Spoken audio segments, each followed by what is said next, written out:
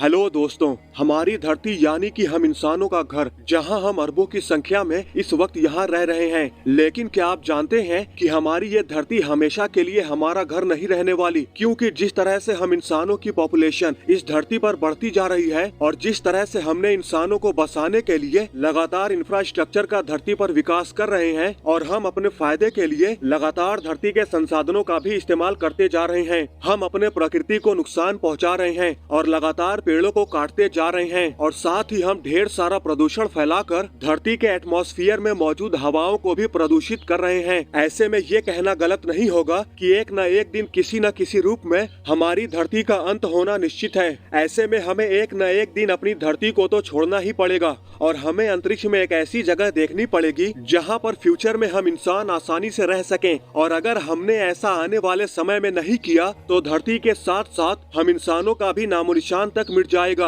अगर हमें फ्यूचर में भी इंसानी सभ्यता को बचा कर रखना है तो हमें फ्यूचर में धरती को छोड़कर अंतरिक्ष में कहीं दूसरी जगह पर इंसानों को बसाना पड़ेगा। लेकिन दोस्तों, क्या होगा अगर हम किसी दूसरे ग्रह पर न जाकर हम अंतरिक्ष में ही एक ऐसी दुनिया बना ले जहाँ पर हम इंसान बड़े ही आराम से रह सकें। और ऐसे में अगर हम अपने सूर्य के चारों ओर एक ऐसे रिंग का निर्माण कर दें जहाँ पर हम इंसान लाखों करोड़ों की संख्या में रह पाए। जी हाँ दोस्तों, मैं बात कर रहा हूँ रिंग वर्ल्ड की, जो असल में एक छल्ले की तरह गोल होगा, जो कि हमारे सूर्य के चारों ओर मौजूद होगा, जिसकी सतह पर हम इंसान रह पाएंगे, जहां हमारी धरती जैसा ही एटमॉस्फेयर होगा और वहां हमारी धरती जैसी ही सारी चीजें मौजूद होंगी। तो दोस्तों, आज की इस वीडियो में हम इसी रिंग वर्ल्ड के बारे में जानेंगे कि क्या होगा अगर हम अपनी धरती से लाखों करोड़ों किलोमीटर दूर स्पेस में एक ऐसे आर्टिफिशियल रिंग वर्ल्ड का निर्माण कर दें जहां हम इंसान धरती की तरह ही रह सकें।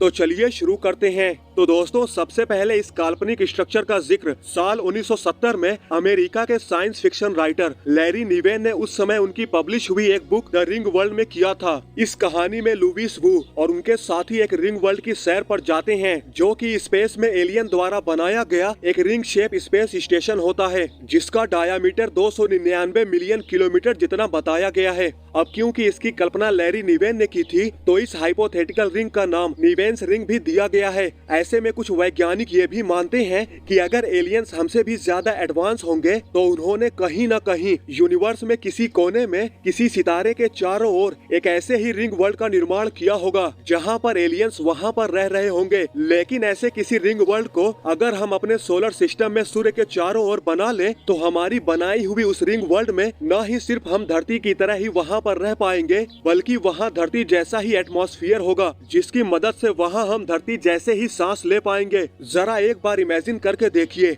आप रह रहे हैं धरती से काफी ज्यादा दूर स्पेस में लाखों करोड़ों किलोमीटर में फैले हुए एक रिंग जैसे स्ट्रक्चर के बीच में, और इस रिंग वर्ल्ड का रेडियस है 150 मिलियन किलोमीटर, जो फैला हुआ है सूर्य के बिल्कुल चारों तरफ। और इतना ही नहीं, इसकी अपनी एक ग्रेविटी भी होगी जहां पर लाखों करोड़ों लोग आसानी से रह सकते हैं। और इस रिंग वर्ल्ड को दूसरी धरती भी कहा जा सकता है। इस रिंग वर्ल्ड का स्ट्रक्चर बिल्कुल वैसा ही होगा जैसे कि कोई एक आम सी गोल्ड रिंग होती है, और ये बीच से बिल्कुल हॉलो यानी खोखली होगी। और इस रिंग वर्ल्ड की बीच की सतह पर आप यहाँ पर रह पाएंगे। अगर हमें स्पेस में भविष्य में आर्टिफिशियल रिंग वर्ल्ड का निर्माण करना है तो हमें अभी से ही इसकी तैयारियां शुरू करनी पड़ेंगी। लेकिन सवाल तो ये उठता है कि अगर हम करोड़ों किलोमीटर में फैले स्पेस में आर्टिफिशियल रिंग वर्ल्ड का निर्माण अगर करना चाहते हैं तो उसे बनाने के लिए हमें काफी सारा मटेरियल आखिर कहां से मिलने वाला है। तो दोस्तों, हमें ये सारा मटेरियल मिलेगा हमारे सौर मंडल में मौजूद नेपच्यून ग्रह के पीछे काइपर बेल्ट से। दरअसल काइपर बेल्ट हमारे सौर मंडल में मौजूद एक ऐसी बेल्ट है जिसमें लाखों करोड़ों की संख्या में कई एस्टेरॉयड्स, मीटियोरॉइड्स और कॉमेट्स मौजूद हैं।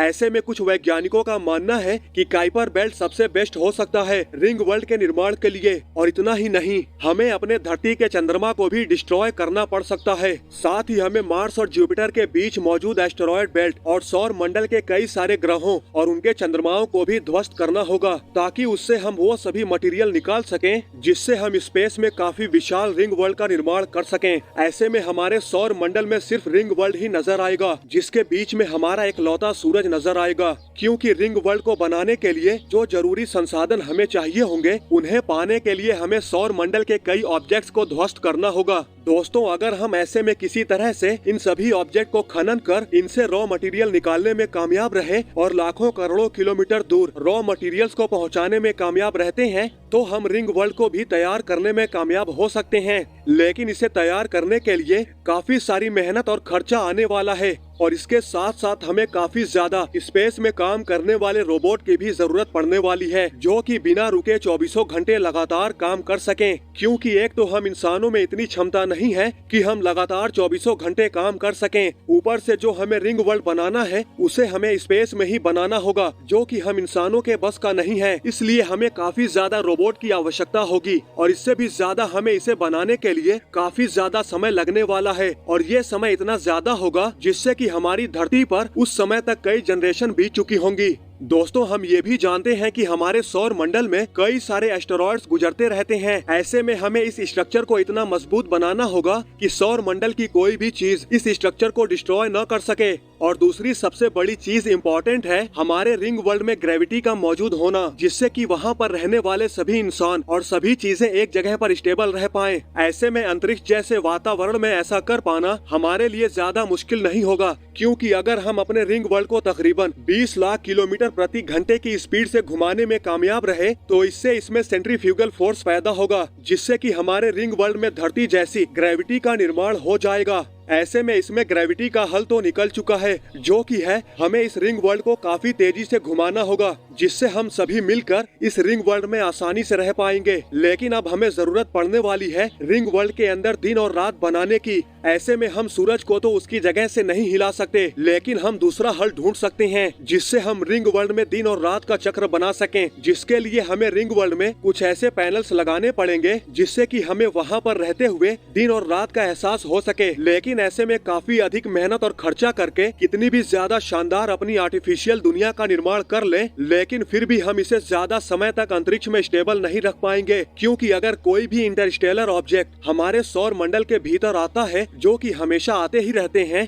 अगर वो ऑब्जेक्ट रिंग वर्ल्ड के भीतर से गुजरता है तो वो रिंग वर्ल्ड को काफी नुकसान पहुंचा सकता है। और अगर ऐसा होता है तो हमारी बनाई हुई पूरी रिंग वर्ल्ड ही स्पेस में तहस नहस हो सकती है। और इसके अलावा अगर हमारे सूर्य से भी सोलर स्टॉर्म निकलता है तो वो भी हमारे रिंग वर्ल्ड के लिए बहुत बड़ा खतरा बन सकता है। और अगर हम इंसान अपने लिए एक आर्टिफिशियल रिंग वर्ल्ड का निर्माण करते हैं तो हमें इन खतरों से निपटने के लिए कोई न कोई रास्ता निकालना पड़ेगा। ऐसे में अगर हम अपने धरती के नजदीक ही एक बड़ी रिंग जैसे बड़े स्पेस स्टेशन का निर्माण करते हैं, जहाँ पर हमारी धरती जैसा ही एटमॉस्फेयर होगा, जहाँ ज्यादा से ज्यादा इंसान रह पाएंगे, तो ये काफी हद तक सुरक्षित हो सकता है। तो दोस्तों, आप इस बारे में क्या सोचते हैं? क्या आप भी इसी तरह के रिंग वर्ल्ड में रहना चाहोगे? अपनी इमेजिनेशन हमें कमेंट बॉक्स में बताना न भूलें। तो दोस्तों, उम्मीद करता हूँ आज की हमारी वीडियो आपको जरूर पसंद आई होगी। अगर आपको ये वीडियो पसंद आई है तो लाइक और शेयर करना न भूलें और ऐसी ही इंटरेस्टिंग वीडियो देखने के लिए हमारे चैनल को सब्सक्राइब करना तो बिल्कुल भी न भूलें। तो मिलते हैं नेक्स्ट वीडियो में।